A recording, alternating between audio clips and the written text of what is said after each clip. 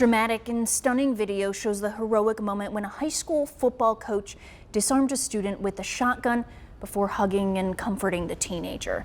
Take a look at this newly released surveillance footage from a high school in Oregon. Investigators say 5 months ago, the student, who was reportedly going through a mental health crisis, brought the loaded shotgun into a classroom with the intent of killing himself. You could see people running. The video also shows the coach, Keenan Lowe, wrapping his arms around the teenager after taking the gun and handing it over to another teacher. The two hugged for at least a minute. Police eventually arrived and took the student into custody. Well, former tropical storm Nestor makes landfall in Florida, bringing heavy rain, gusty winds, and even possible tornadoes along with it. Mandy Gaither is there to show us some of the damage. Howling wind, like howling wind. It was scary. Frightening moments as residents in Central Florida faced heavy rain and strong winds from a tropical system late Friday night into Saturday morning. The winds were high. We were hearing reports of 50 to 60 miles an hour, gusts in areas. One driver captured flying debris hitting her windshield as she headed home. What was once Tropical Storm Nestor pounded parts of the Gulf Coast before winds started to die down. But fire officials warned residents they are not out of the woods yet and to heed all necessary precautions. Power lines may be down. Be extremely cautious. We always warn people that all lines should be considered live. Down power lines, storm surges, and reports of possible tornadoes touching down in some areas. Called my wife and I said, tornado, let's head for the closet. So we were just about in the closet and we heard a tremendous boom, and I think that's when the top of the second story just took off. Governor Ron DeSantis tweeted that the Florida Division of Emergency Management is working to survey damages and assist impacted areas. And according to the National Weather Service, threats of tornado damage could also impact other states like Georgia, North and South Carolina. I'm Mandy Gaither reporting. Well, the now post-tropical cyclone is expected to slide up into the Carolinas tomorrow. Experts say isolated tornadoes, heavy rain and damaging winds are possible for southeastern parts of our state. Demolition delayed. The controlled demolition of these construction cranes near the Hard Rock Hotel in New Orleans now taking place tomorrow afternoon. City officials say the two cranes are more damaged than experts originally thought, which forced them to postpone the demolition for the second time. The Hard Rock Hotel partially collapsed while under construction 1 week ago, killing 3 people. At a news conference today, New Orleans Fire Chief Tim McConnell said crews needed more time to prepare for the demolition. We talked about it. They got up and got closer. They found out some things about it that have changed the way they're going to take it down, some of the methodology they're going to use, and that's going to take a little bit longer for them to accomplish. Safety is the #1 concern, and when they tell us it's too dangerous to do it one way, they want to do it another way, we're going with the experts.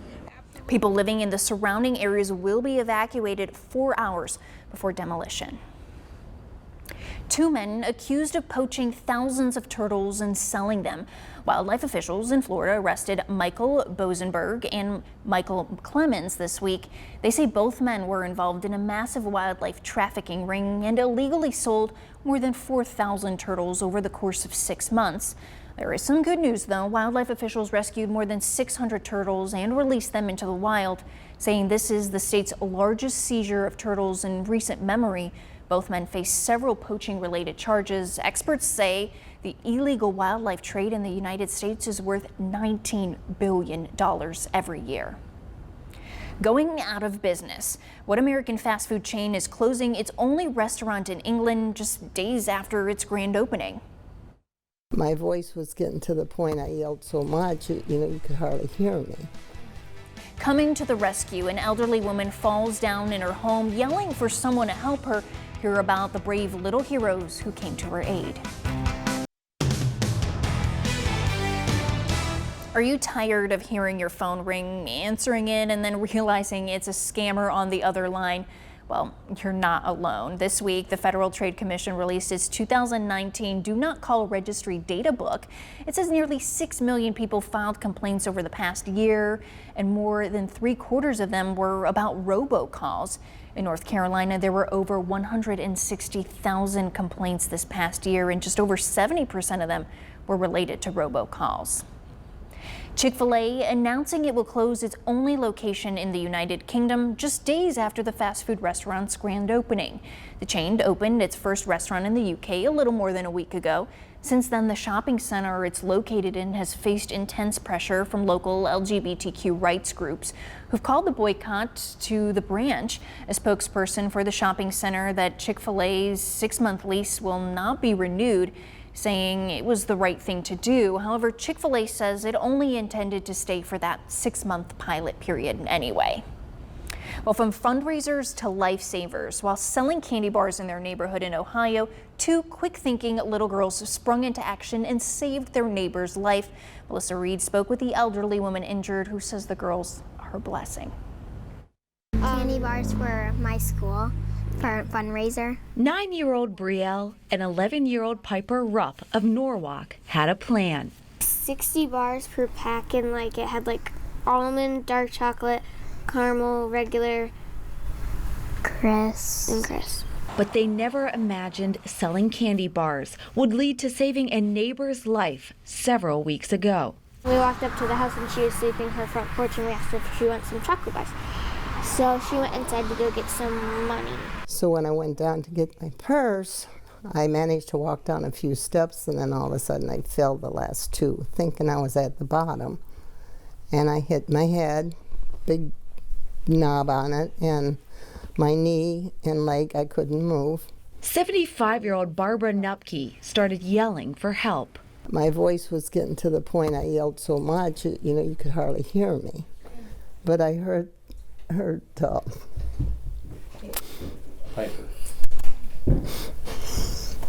Outside, 10 minutes had passed. She wanted to leave because she thought that she just didn't want to get candy bars. And I was like, no, we should just stay. That's when Piper thought she heard something and stepped inside. I saw her laying on the ground, and I asked if she wanted me to call 911, and she said yeah, so I did. And while I was laying at the stair step, I could see her like a young adult knowing what she was doing. Brielle flagged down a family friend for help. Incredibly proud of them. I can't be more proud of them. Barbara was taken to the hospital with a broken hip, fractured pelvis, and brain bleed due to the fall. And though she has months of rehab ahead, she is now home, recovering, thanks to the bravery of these girls. They're a blessing. They'll always be a blessing. It feels kind of really cool. good, yeah. Oh, you could just hear how thankful Barbara is from just the sound of her voice when she describes that moment. And to thank her 2 little rescuers, Barbara actually bought all 7 boxes of the candy bars that were left. And both little girls will be honored later this month in a special ceremony. Well, its numbers are increasing across the country, while more and more parents are choosing to homeschool their kids. Homeschooling is a topic not everyone agrees on. Supporters say it tailors learning to the individual child, but critics say homeschooled students don't keep pace with other kids. However, the number of homeschooled students in the U.S. has almost doubled in the last 2 decades. Alicia Acuna investigates this growing trend and shows us what some homeschooling really looks like. An adjective describes A noun. If you have preconceived notions about homeschooling, Robin Kremser wants you to know it's not all we are. It's one of the many ways you can choose to educate your children. the Colorado family homeschools 5th grade Addison. My husband and I really wanted to be the ones in the driver's seat of how and what our children were being educated on. Teaching includes 4 to 5 hours on curriculum, field trips, and real life. According to the National Center for Educational Statistics, the number of homeschooled students is nearly double that of 20 years ago. 1.7 million students were homeschooled in 2016. Most parents say the traditional school environment drove them home, followed by bullying, peer pressure, violence, and drugs. Control over religious education, vaccinations, and less government are also important factors. And kids' careers. Sophomore Brett Baugh was missing about 30 school days a year for hockey. Just trying to fit school into the hockey life, I just saw his stress level skyrocket. He's now enrolled in a youth sports and education program. Here, ice time, guidance, and independent study are blended.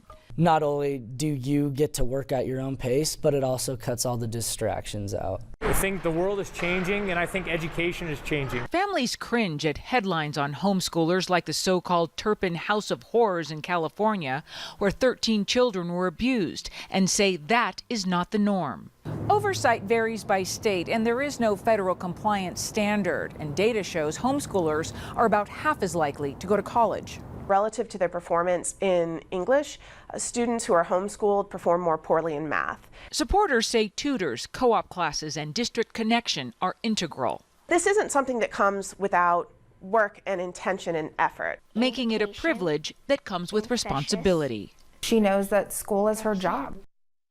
Well, here in North Carolina, the State Department of Administration says there were more than 140,000 homeschool students across the state last year. Well, it's a holiday tradition for many across the Piedmont Triad. How much time it takes to make sure more than 1 million lights are in place for the Tanglewood Park Festival of Lights. The rain is coming for a lot of folks. It's already here. No rest for Nestor, or what used to be Tropical Storm Nestor. I'll tell you what to expect and when it's going to get out of here. All that coming up as the Fox 8 10 o'clock news continues.